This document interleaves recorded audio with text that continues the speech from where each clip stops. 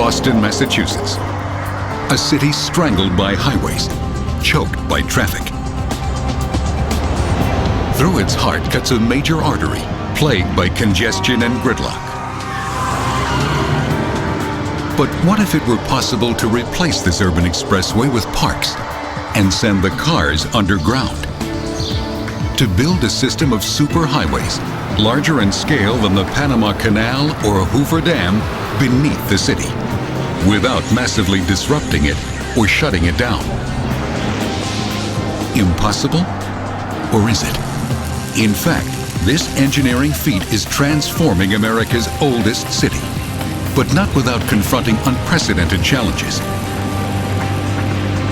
How do you hold up streets and skyscrapers while excavating vast tunnels miles beneath them? How do you design these tunnels to be smart, to handle traffic's deadly fumes or fires? Can cities solve their traffic nightmares by rebuilding their highways underground?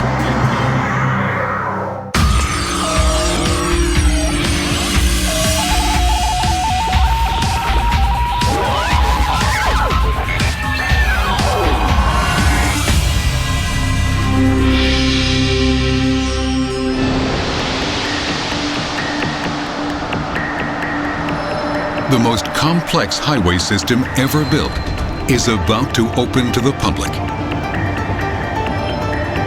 Known in Boston as the Big Dig, it's the largest urban construction project in modern history, and its engineering achievements promise to end the city's infamous traffic jams.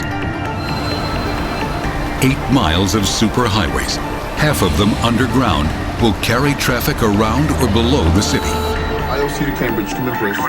But as engineers gear up to troubleshoot the opening, there's one wild card that cannot be engineered. How tens of thousands of harried drivers will react to the maze of changes. Not too many shy drivers here in Boston. Not too bad. Overseeing monitors in the war room, Glenn Berkowitz ponders the daunting logistics of moving traffic from the old interstates to the new tunnels.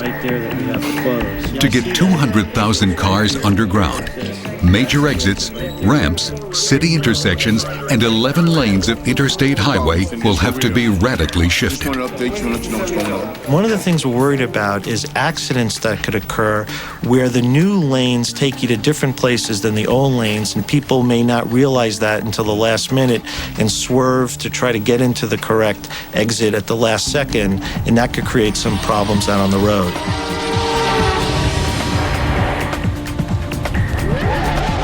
Never before have such complex subterranean highways been built beneath the city.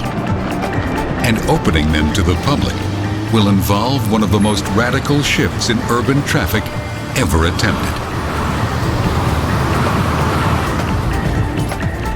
The new tunnels will replace Boston's old central artery, Interstate 93, a 40-foot-high eyesore of green-painted steel and concrete.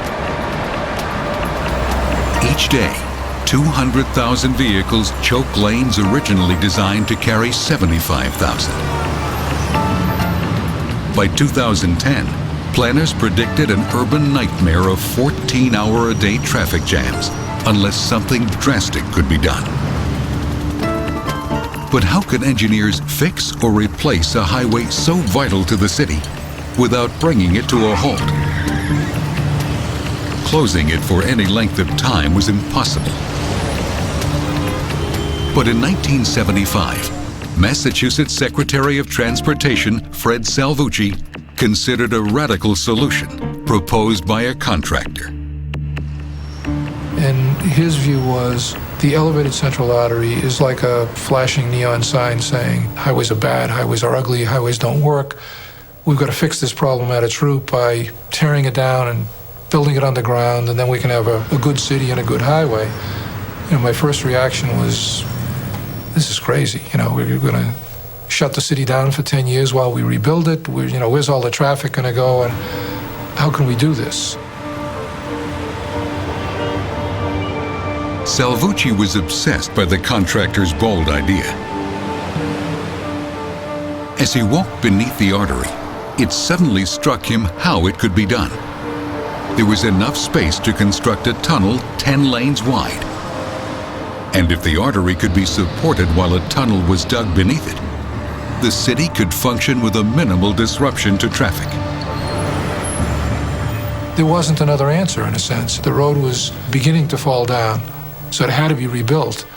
And it'd be absurd to simply strengthen a 50-year-old mistake so it can hang around for another 50 years, polluting and obstructing the economic growth of that city. Salvucci unveiled a bold plan to rebuild Interstate 93, the central artery, beneath Boston.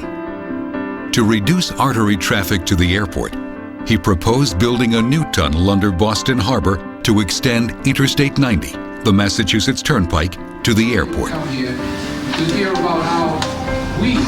But first, Salvucci had to convince a skeptical public that this ambitious highway project would not hurt local residents.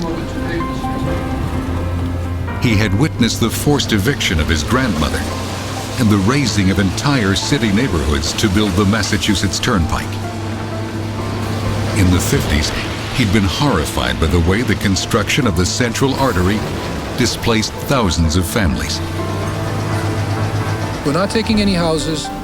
We're not taking any jobs. To win support for the new project, he promised that not a single home would be destroyed. Fred's kind of unique. An Italian-American son of a bricklayer, an immigrant, who's an MIT-trained civil engineer and has political skills and instincts coming out of his ears. And he is, above all, tenacious. I mean, this guy is the most tenacious, focused human being I've ever met. I mean, sometimes he'd drive me nuts. In 1987, after years of struggle, Salvucci secured funding for the Central Artery Tunnel project. A victory for perseverance. Construction would take a decade and cost $2.6 billion. The rebuilding of Boston's interstates beneath the city would launch the most ambitious highway project in history. But it would be more challenging and costly than anyone imagined.